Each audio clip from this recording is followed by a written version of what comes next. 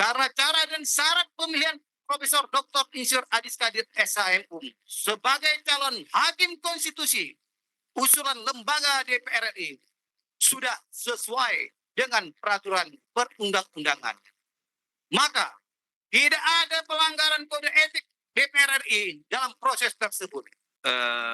Yang mulia Gus Imron Amin, Wakil Pimpinan Mahkamah Kehormatan Dewan dari fraksi Gerindra.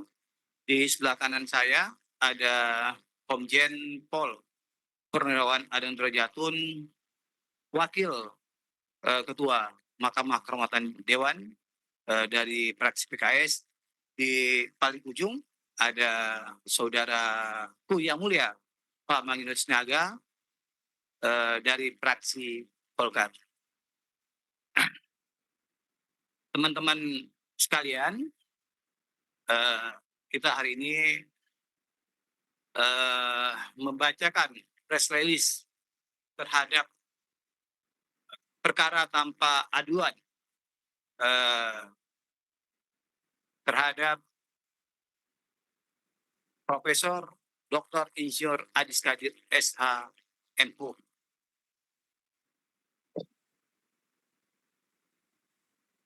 Satu, uraian perkara tanpa pengaduan ya. Satu, bahwa proses uji kelayakan calon hakim Mahkamah Konstitusi yang dilakukan oleh Komisi 3 DPR RI terhadap Profesor Dr. Insinyur Haji Adis Kadir SHMU diawali dengan adanya surat pemberitahuan bahwa Innocentius Samsul selaku calon hakim Mahkamah Konstitusi yang dipilih berdasarkan rapat paripurna DPR RI tanggal 21 Agustus tahun 2025 mendapatkan penugasan lain. Dua, bahwa pada tanggal 26 Januari 2026, Komisi 3 DPR RI melakukan uji kepatutan dan kelayakan terhadap Profesor Dr. Insinyur Adis Kadir SHMU dan secara aklamasi, saya ulangi, secara aklamasi menyetujui Profesor Dr. Insinyur Adis Kadir SHMU sebagai calon hakim konstitusi usulan lembaga DPR RI.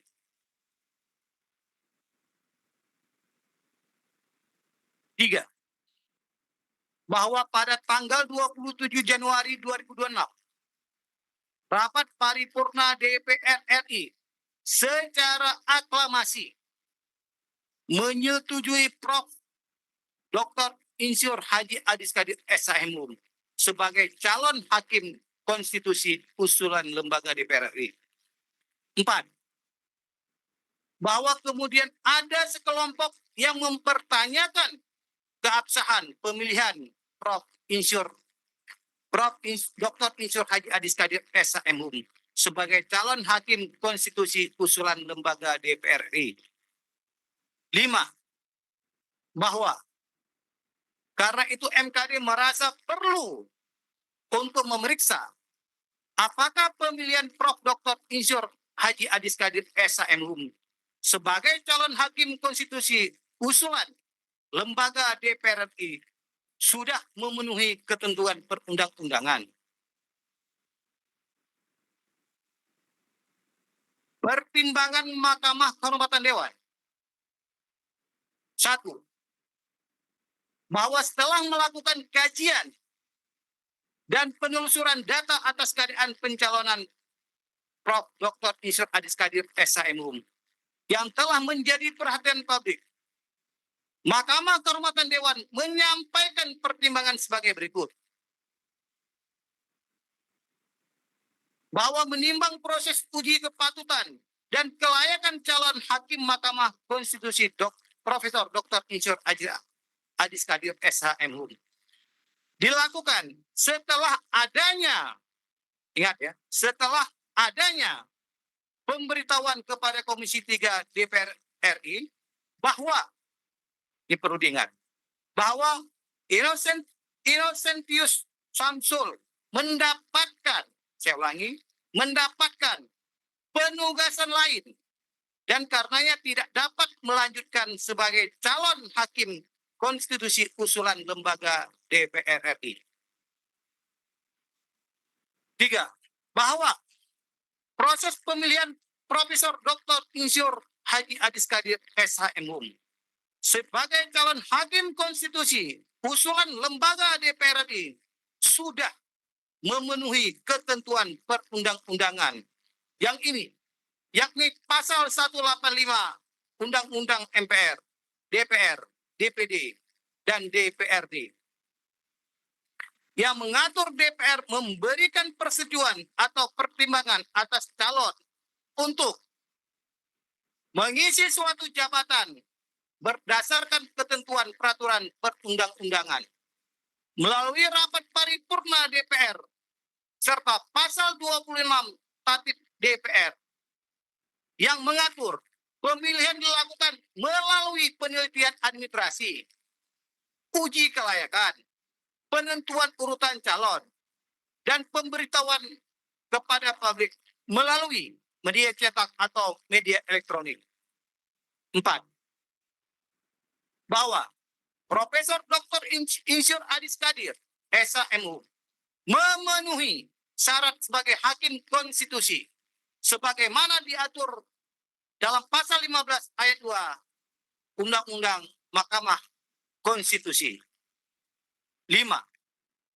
Bahwa karena cara dan syarat pemilihan Profesor Dr. Insinyur Adis Kadir SHMHum sebagai calon hakim konstitusi usulan lembaga DPR RI sudah sesuai dengan peraturan perundang-undangan, maka tidak ada pelanggaran kode etik DPR RI dalam proses tersebut. Amar putusan. Dengan ini Mahkamah Kehormatan Dewan memutuskan dan mengadili sebagai berikut. 1. Tidak ditemukannya pelanggaran etik dalam proses uji kepatuhan dan kelayakan serta pemilihan Profesor Dr. Insinyur Haji Adis Kadir SHMHum sebagai calon hakim Mahkamah Konstitusi dari unsur DPR oleh Komisi 3 DPR RI yang dikuatkan di rapat paripurna DPR RI. 2. Uji kepatutan dan kelayakan atas pencalonan Profesor Dr. Insinyur Adis Kadir SHMHum sebagai calon hakim Mahkamah Konstitusi dari unsur DPR RI sesuai dengan Undang-Undang Majelis Permusyawaratan Rakyat, Dewan Perwakilan Rakyat, serta Dewan Perwakilan Daerah dan Dewan Perwakilan Rakyat Daerah, serta peraturan DPR yang mengatur mengenai tata tertib dan kode etik. Sekian, terima kasih. Kalau ada pertanyaan, silakan kepada Yang Mulia Pak Adang dan Yang Mulia Pak Manggyut, karena beliau adalah dari Komisi 3. Terima kasih. Wabillahi taufiq. Wassalamualaikum warahmatullahi wabarakatuh.